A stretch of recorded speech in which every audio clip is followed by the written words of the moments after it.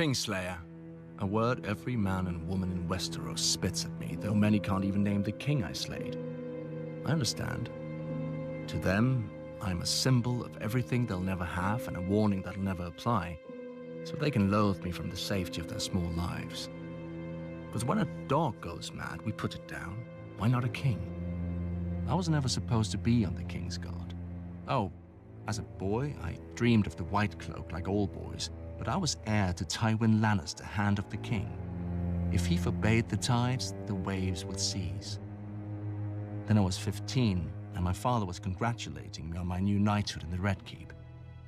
I wonder if that was the last time he was proud of me.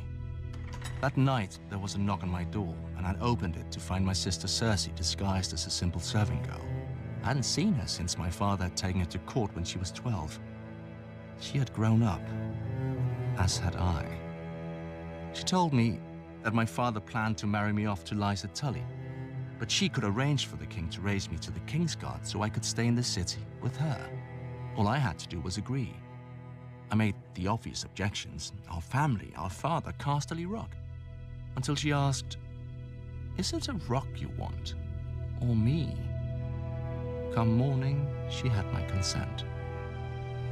I would join the King's Guard for her. I would forswear my lands and title for her. I would forsake our family for her. Soon, a royal raven commanded my father to present me to the king during the great tourney at Harrenhal to say my vows. My father erupted in fury. He could not object openly, but he resigned the handship and returned to Casterly Rock, taking Cersei with him. Instead of being together, Cersei and I exchanged places. Then, everything started to fall apart. At Harrenhal, King Aerys made a great show of my investiture. I knelt before him in gleaming armor and swore the oath of the King's Guard. When Sir Gerald Hightower raised me up and put the white cloak on my shoulders, a roar went up from the crowd. I admit, despite my father's anger, I was happy and foolish. That very night, Aerys soured, commanding me to return to the Red Keep to guard the Queen and little Prince Viserys. Sir Gerald offered to take that duty himself so I might compete in the tourney, but Aerys refused. "He'll win no glory here," the king said. "He's mine now, not Tywin's. He'll serve as I see fit." That was when I understood. It was not my skill or valor that had won me this honor. The Mad King had chosen me to spite my father and steal his heir. I wanted to rip off the white cloak, but it was too late. A King's Guard serves for life.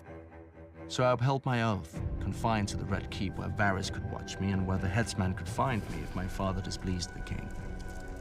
I served the king's pleasure as he burned Rickard Stark alive and strangled his son, inciting the rebellion. I defended the king's honor against courtiers as his generals lost battle after battle with Robert. I kept the king's secrets when his pyromancers hid caches of wildfire beneath King's Landing. I gave the king counsel when my father's army was at the city gate and Grand Maester Pycelle lied that my father had come to save him. Many forget that I also tried to defend the king from harm. When the Lannister soldiers poured through the gates, it fell to me to hold the Red Keep as the only King's Guard in the city. I knew we were lost and sent to Aerys, asking his leave to make terms. My man came back with a royal command. "Bring me your father's head if you are no traitor." Aerys would have no yielding. His pyromancer was with him, my messenger said.